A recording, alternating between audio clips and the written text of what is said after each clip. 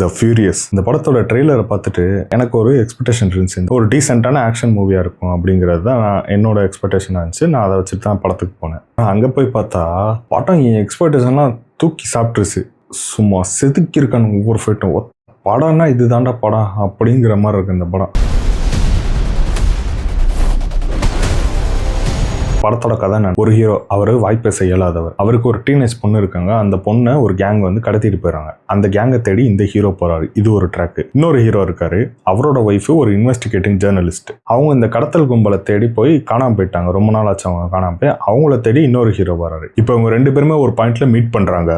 ரெண்டு பேரும் சேர்ந்து காணாம போனவங்கள கண்டுபிடிச்சாங்களா இல்லையா, அதான் இந்த படமே. கேமரா மூவ்மெண்ட்ஸும் ஃபாஸ்ட்டாக தான் இருக்கு. ஆனால் எந்த இடத்துலையுமே ஷேக் இல்லை, ஸ்மூத்தாக இருக்கு. யார் அடிக்கிறாங்க, யாருக்கு அடி விழுகுது, இது எல்லாமே நமக்கு ரொம்ப கிளியராக புரியுது.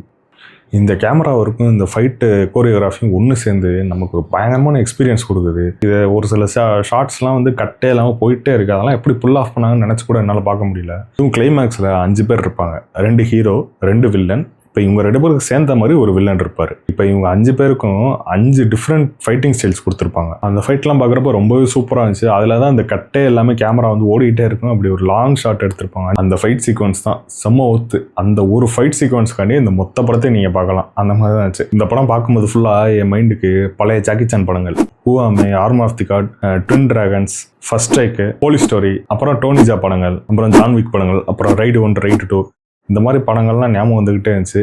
இந்த மாதிரி படங்கள்லாம் உங்களுக்கு பிடிக்கணும், உங்களுக்கு தான் இந்த படம் வந்து ஒரு பெரிய ட்ரீட்டாக இருக்கும் உங்களுக்கு. த ஃபியூரியஸ் ஒரு பர்ஃபெக்டான ஆக்ஷன் மாஸ்டர் பீஸ் தான் இந்த படம்.